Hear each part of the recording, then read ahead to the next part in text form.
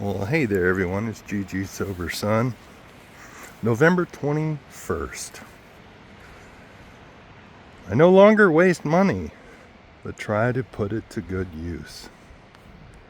Like all of us, when I was drunk, I threw money around like I really had it.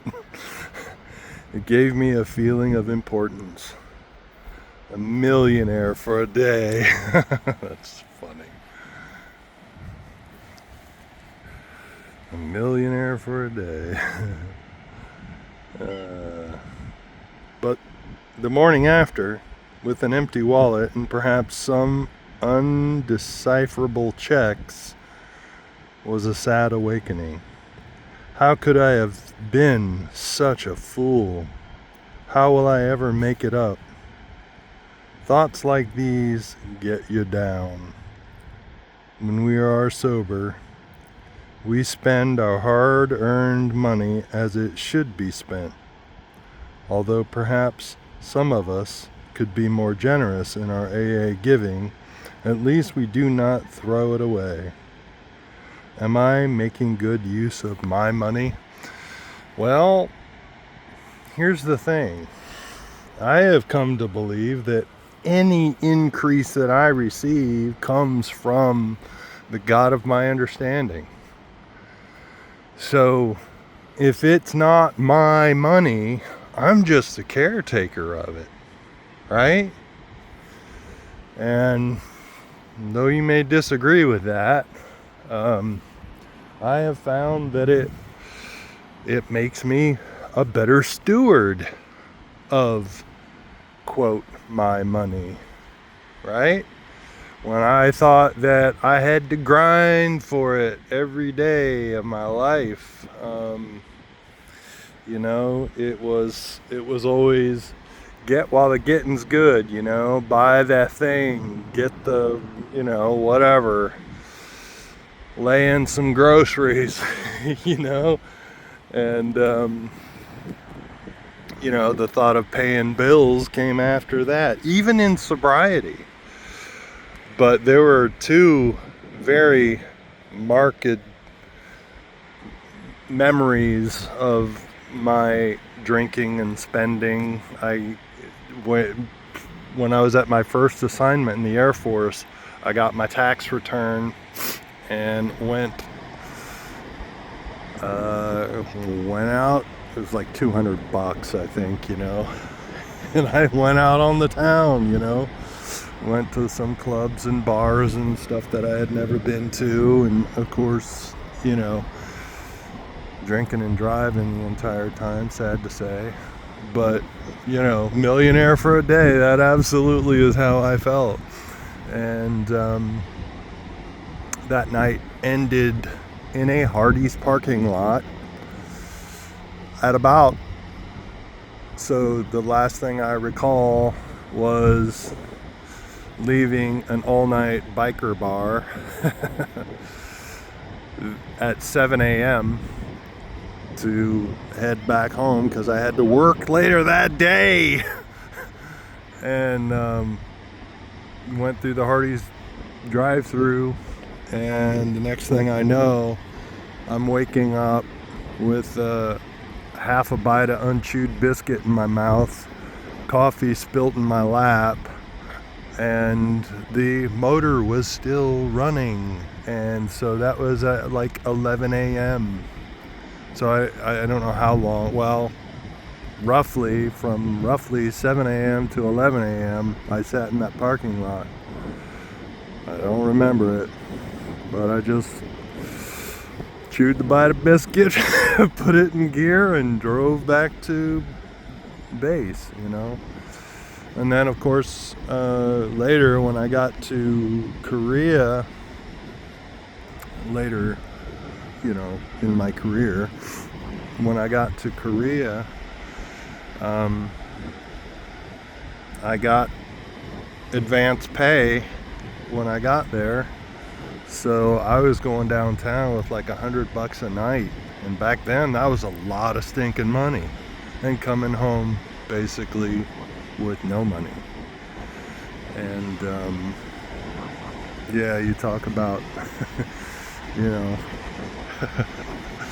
that we had this saying, if somebody was a big spender, they were called Wallet Earp.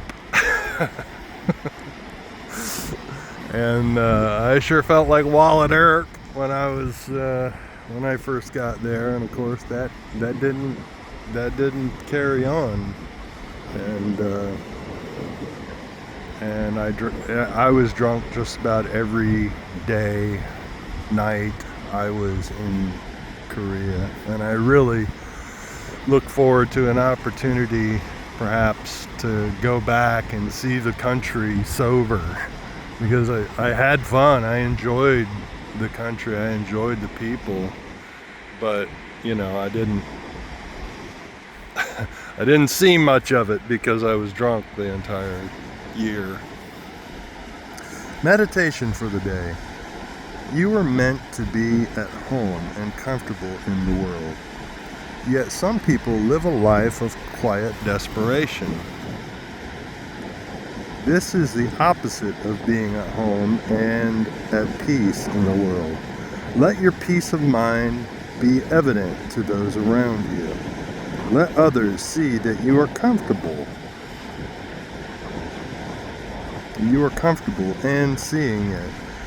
Know that it springs from your trust in a higher power. The dull, hard way of resignation is not God's way.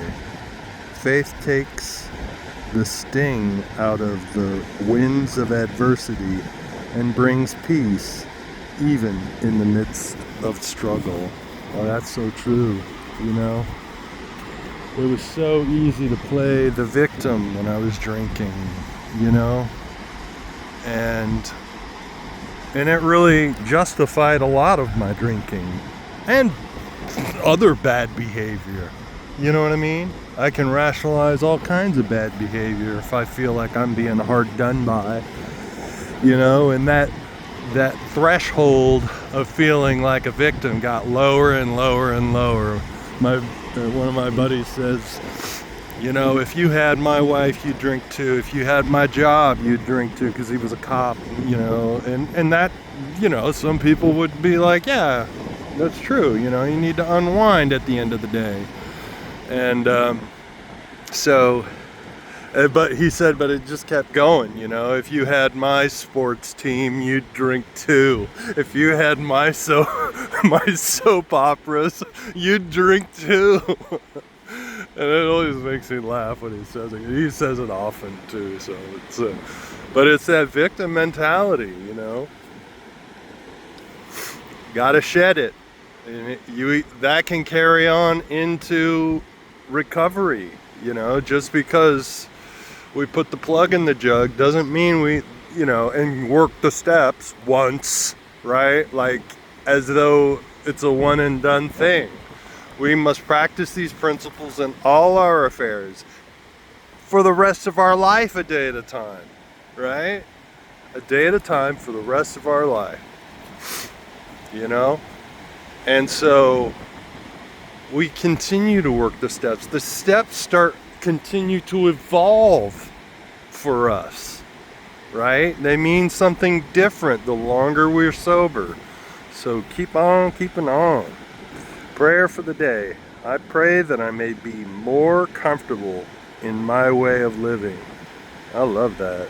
I pray that I may feel more at home and at peace within myself. Man, yeah, I must have read that in my first year because,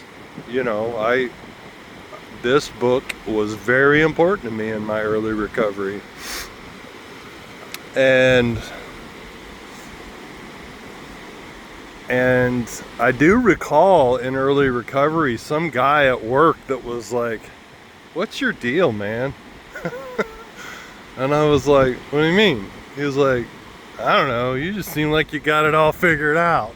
And I was like, "No, if you only knew." And but that was kind of affirmation for me, and that I was moving in the right direction. And it is good to be able to focus on just being at ease and being comfortable in your own skin, in one's own skin. And that's my aim these days, you know, to let my light shine, as it says. So I'll keep coming back because I love it. I love it. I'll keep coming back. And thanks for letting me share. Look up. Aim up. Rise up, y'all.